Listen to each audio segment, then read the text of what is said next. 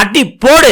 என்னடா டாஸ்க் ஆரம்பிச்சு 3 நாள் ஆச்சு, உள்ளுக்கு எப்ப பார்த்தாலும் லைவ்ல பேச்சுவார்த்தையா தான் நடந்துட்டு இருக்கு. அதுவும் பேஸ்லெஸ்ஸா என்ன பேசுறாங்கன்னே ஒண்ணுமே மண்டையில நிக்க முடியுதுன்னு நினைச்சோம். ஆனா இன்னைக்கு சௌந்தர்யாக்கா ஒரு தரமான சம்பவம் ஒண்ணு பண்ணிட்டாங்க. அதுக்கு கண்டிப்பா வீக்கெண்ட்ல சௌந்தர்யாவை வச்சு செய்வாங்க. ஆனா சௌந்தர்யா 2-3 நாளே என்னால எதுவும் பெர்ஃபார்ம் பண்ண முடியல அப்படின்ட்டு ரொம்ப வருத்தப்பட்டு இருந்தாங்க. அதனால சௌந்தர்யா தாம் பங்குக்கு ஒரு தரமான சம்பவம் பண்ணிட்டாங்கன்னு தாங்க சொல்லலாம். ஆக்சுவலி என்ன நடந்தது அப்படின்னம்னா, பிக் பாஸ் வீட்டுக்குள்ள செம மழை.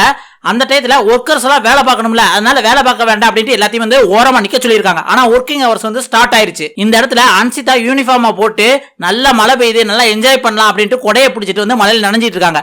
அதை பார்த்து சௌந்தர்யாவும் மஞ்சரியும் என்ன சொல்றாங்க அப்படின்னு பாத்தீங்கன்னா, அன்சிதா வெளியில வராதீங்க, உள்ளுக்கு போய் நில்லுங்க அப்படிங்கிற மாதிரி வந்து சொல்றாங்க. அதை கேட்டு அன்சிதா அப்படியெல்லாம் போக முடியாது அப்படிங்கிற மாதிரி சொல்றாங்க. மஞ்சரி செம காண்டாயி, இது ஒன்னும் உங்க பர்சனல் டைம் இல்ல, இது தொழிலாளர்களுக்கான நேரம், நாங்க மேனேஜர் சொல்றத நீங்க கேட்கணும் அப்படிங்கிற மாதிரி வந்து பயங்கரமா கத்துறாங்க. ஏன்னா இதே முத்துவா இருந்ததுன்னா மஞ்சரி அக்கா வந்து சாஃப்டா சொல்லியிருப்பாங்க, முத்து கொஞ்சம் உள்ளுக்கு போங்க அப்படின்னு சொல்லியிருப்பாங்க. முத்துவும் கேட்டுட்டு உள்ளுக்கு போயிருப்பாரு. ஆனா இங்க இருக்குது யாரு, மஞ்சரியும் அன்சிதாவும். ஏற்கனவே அவங்களுக்கு இந்த பொம்மை டாஸ்க்ல இருந்தே பல வாக்கிய சண்டை நடந்துகிட்டு இருக்கு. அதுலயும் இதுல சொல்லவா வேணும், அதுக்கு அன்சிதா வந்து ஒரு மாதிரி வெக்ஸ் ஆகி கத்துவாங்கல்ல, நான் இப்ப வேலை பண்ணல, நான் இப்ப வேலை பண்ணல அப்படின்னு மறுபடியும் சொல்லிட்டு இருக்காங்க. இத பார்த்த சௌந்தர்யா பயங்கரமா காண்டாயி அவங்க வச்சிருந்த கொடைய வேமா புடுங்குறாங்க. புடுங்கிட்டு உள்ளுக்கு போங்கிற மாதிரி சொல்றாங்க. இத பார்த்து ராணவ் ஏற்கனவே அவன் வேற கண்டென்ட் பண்ணல, ஒரே புலம்பலா இருக்கு. அவன் கண்டென்ட் பண்ணாலும் கூட இருக்கிறவங்க எல்லாருமே அவனை தட்டி விடுறாங்க. இந்த இடத்துல வந்து அவனை யூனியன் தலைவர் ஆக்கிட்டான்ல, இதுதான் சம்பவம் அப்படின்ட்டு அவனும் இறங்கி வந்து சௌந்தர்யாவை கத்துன்னு கத்துறான்.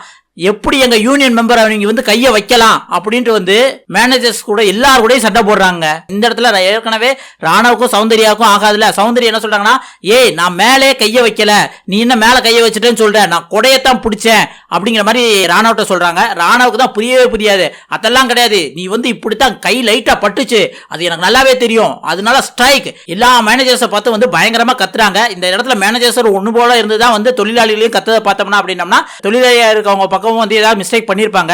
ஏன்னா இது ஒரு ஆளும் வர்க்கம், கீழே வேலை பார்க்கறவங்க அப்படின்னா ஆட்டோமேட்டிக்கா வந்து அந்த அதிகாரத்தோட வந்து மேனேஜர் சைடு வந்துரும். இவங்க நம்மள அதிகாரம் பண்றாங்களே அப்படின்ட்டு வந்து தொழிலாளிகள் சைடு வந்து வந்துரும். அந்த பிரச்சனை தான் இப்ப இங்க நடக்குது. அதனால ராணுவ பயங்கரமா கத்துச்சு, கை பட்டுச்சு. யூனியன் மெம்பர்ஸ் மேல நீங்க எப்படி வைக்கலாம், ஆச்சா உச்சான்னு, உங்களுக்கு சாப்பாடு, டாய்லெட், தண்ணி எதுவுமே கிடையாது, உங்களால என்ன பண்ண முடியுமோ பண்ணிக்கோங்க அப்படிங்கிற மாதிரி கத்துறாங்க. அந்த இடத்துல சௌந்தர்யா அவளே சொல்றா, கையை படலன்னு நீ ஏன்டா கத்துன்னு கத்திக்கிட்டு இருக்க அப்படின்ட்டு வந்து பயங்கரமா சொல்றாங்க. அதோட மட்டும் இல்லாம வந்து தர்சிகா, ஜாக்லின், ஜெஃப்ரி எல்லாருமே வந்து ராணுவ பார்த்து கத்துறாங்க. இந்த இடத்துல சௌந்தர்யா வேற லெவல்ல போய், என்னடா பண்ணனா பண்ணிக்கோடா, நீ போய் மலையில நனைடா, அப்பதான்டா உனக்கு அதோட அருமை தெரியும், சாப்பாடு தண்ணி கிடைக்காம இருக்குது அப்படிங்கிற மாதிரி வந்து பயங்கரமா கத்துறாங்க. எனக்கு என்னமோ டாஸ்க்ல தான் கண்டென்ட் கொடுக்க முடியுங்க, இப்படி சண்டை போட்டா கண்டென்ட் கொடுப்போம் தான் கொடுக்குற மாதிரி தான் இருக்கு. இதை பத்தி நீங்க என்ன நினைக்கிறீங்க அப்படிங்கிறத மறக்காம கமெண்ட்ல சொல்லுங்க.